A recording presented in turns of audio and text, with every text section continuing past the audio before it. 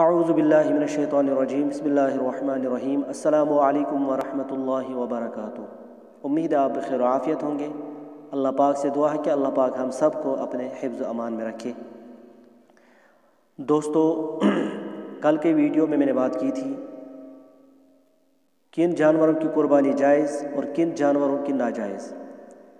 اور بات میں نے کی تھی جانوروں کی عمر کتنی ہونی چاہیے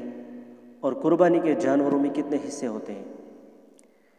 آج کا جو سبق ہے، آج کا جو مسئلہ ہے، آج میں بات کرنے والا ہوں کہ قربانی کا جانور اگر کھو جائے تو اس صورت میں کیا حکم ہے۔ صاحب نصاب یعنی جس شخص پر قربانی واجب ہے، اگر اس شخص نے جانور خرید لیا، خریدنے کے بعد وہ جانور مر گیا، کھو گیا یا چوری ہو گیا، تو اس کے اوپر واجب برقرار ہے، اس کو دوسرا جانور خریدنے اور قربانی ہر صورت کرنی ہے۔ لیکن دوسرا جانور خریدنے کے بعد اگر پہلا جانور بھی مل گیا تو صاحب نصاب کو اختیار ہے دونوں میں سے ایک ہی قربانی کرے، کیونکہ اس کے ذمہ ایک ہی قربانی واجب ہے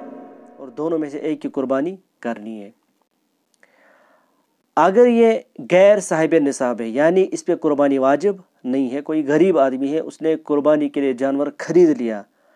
اور خریدنے کے بعد اب اس کے اوپر یہ قربانی واجب ہو جاتی ہے، لیکن خریدنے کے بعد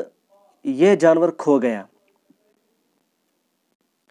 اب اس کے اوپر جو واجب ہوا تھا خریدنے کی وجہ سے وہ واجب اب ساقط ہو جاتا ہے، اس کے اوپر اب قربانی واجب نہیں ہے، اسے دوسرا جانور خریدنے کی ضرورت نہیں ہے۔ لیکن اگر اس نے دوسرا جانور خرید لیا، وہ اس کے اوپر اب واجب ہو جاتا ہے، اور دوسرا جانور خریدنے کے بعد اگر پہلا جانور بھی مل جاتا ہے تو اس غریب آدمی کے اوپر دونوں کی قربانی واجب ہے، کیونکہ قربانی کے لیے جانور خریدنا اور خریدنے کے بعد غیر صاحب نصاب یعنی غریب شخص پر شریعت نے واجب نہیں قرار دیا تھا، اس نے خرید لیا، اب اس کے اوپر واجب ہوا تو یہ جانور اب نظر کے حکم میں ہو جاتا ہے، اور نظر جو ہے وہ واجب ہو جاتا ہے، وہ کسی بھی صورت میں ادا کرنی ہی کرنی ہے،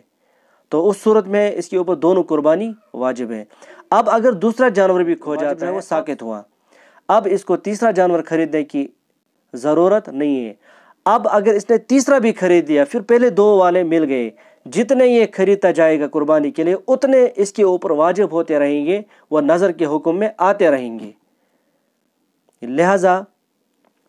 امیر صاحب نصاب کے اوپر ایک قربانی واجب ہے،